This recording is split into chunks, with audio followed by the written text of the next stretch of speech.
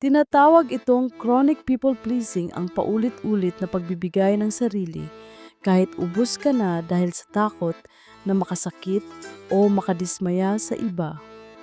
Dumadating sa puntong ang isip at katawan mo ang sumusuko dahil sa matinding emotional exhaustion. Ang pag-amin na hindi ko na alam ang gusto ko ay hindi kahinaan. Ito ang unang hakbang ng paggaling at pagpapanumbalik ng iyong mental well-being.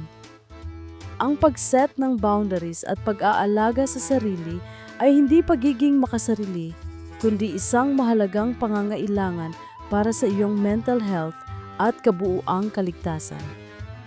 Ang self-awareness ay nade-develop sa pamamagitan ng pag-obserba sa sarili mong emosyon, mga kagustuhan, pagpapahalaga at pangangailangan.